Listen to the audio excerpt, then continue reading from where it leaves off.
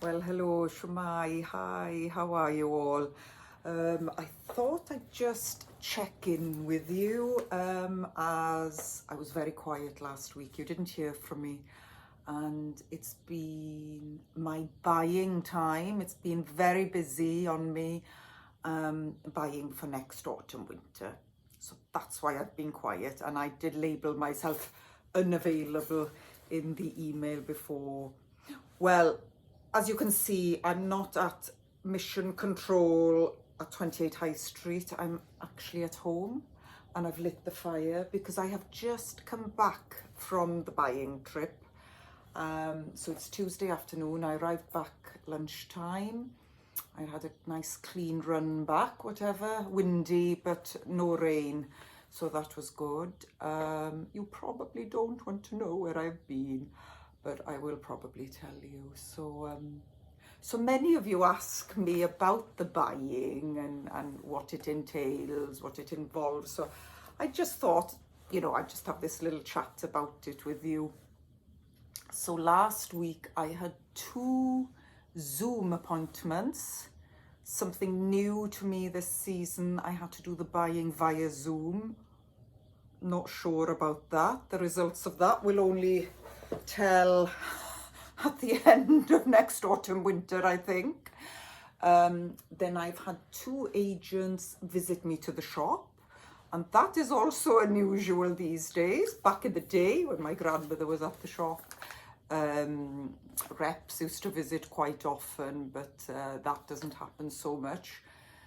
So I've had 2 of them, and that was nice because it's one-to-one and there's no distractions, and it's quite personal.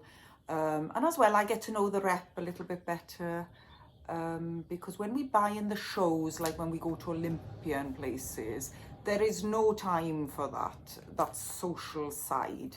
So because there's a lot of distraction going on and it is boom, boom, boom, just do it, because there are other shopkeepers on the stand with you and physical space is quite limited, and you're all working together on the same collection. So it is quite nice just to have it to yourself. So I've had 2 appointments last week there, and then Sunday morning I went off to Manchester. And as I say, I've just returned lunchtime today. And I've had 6 appointments in Manchester, all in office space, which have been converted into their showrooms. And basically every agent just has rail upon rail upon rail of clothing, and we sift through it and weed it out and make our selection, and then we sit down, and then I have to decide which color and which size, and it's got to be written out or it's scanned in, depending really on the size of the company, how technologically advanced they are.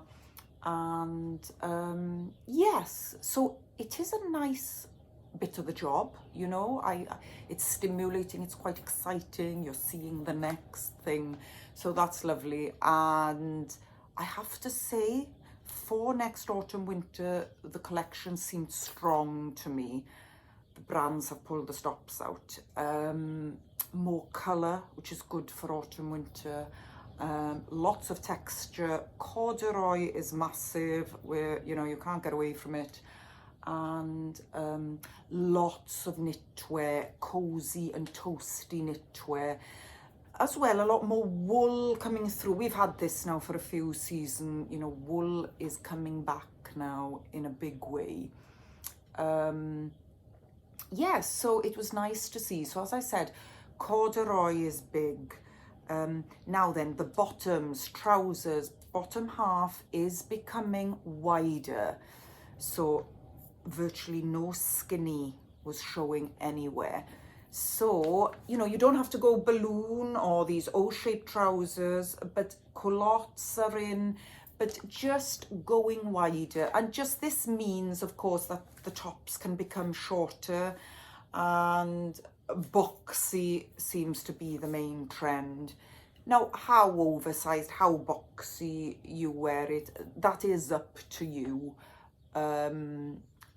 But it's nice. It's nice just to have this change. I mean, it's already happening. It's been happening for about 2 to 3 seasons already. But I think for next autumn, winter, you're going to notice it, you know, that there are not a lot of slim legs around. A lot of cowl necks and funnel necks as well. I've noticed that. And as for colours, a lot of teal, a lot on the blues, green everywhere, and all sorts of green. Going from the quite deep bottle green or, you know, racing green into this, a few other brands were calling it tarragon. You know, I sometimes call it eucalyptus or sage. You know, it's that silvery, slightly lighter green, you know, silvery, bluey green. And then olive and khaki, and a lot of the moss green, you know, which is more yellowy. You know, it's got a hint of the lime in it. So the whole spectrum of green coming through next season. Quite a bit of red, but not pillar box red, you know, like a deep red. Very, very nice. I think Oscar were calling it hibiscus. There's red in Mama B, which is unusual for Mama B to do a strong, definite colour. So I look forward to having that in. And what are the colours? Oscar had a bit of mulberry, so berry shades, quite dark but nice, going a bit more purpley. What else have we seen? Oh, I gotta think now. There was actually more black and grey around than I anticipated. I thought we were going to see more brown, camel and caramels. That is there. But actually, there was an equal amount, if not more, of black and grey. I was a little bit surprised at that. And a lot of black or charcoal denim coming through as well. Equal amounts of that as in blue denim. And denim is big. I think that, you know, that functional utility sort of feel and look is very in. So a lot of stripe generally. And pattern, generally there is pattern and print, which I think is nice for winter, because sometimes winter is a bit, it is obviously sometimes a bit plainer, but no, I thought yes, and colour generally. And that is the trend, that start getting your head around wearing colourful bottoms, because the corduroy is so big. Corduroy, you know, the cotton takes colour so well. So, you know, we're finding that the bottoms are quite colourful. It doesn't mean that they're bright and light, but there's definite colour. You know, you are going to get the reds and the greens, you know, in the corduroy, and the teal, which I think is nice. And the other brushed cotton for trousers as well is coming in. Yeah, so exciting. Now, I'm an autumn-winter girl. I prefer autumn-winter to spring-summer.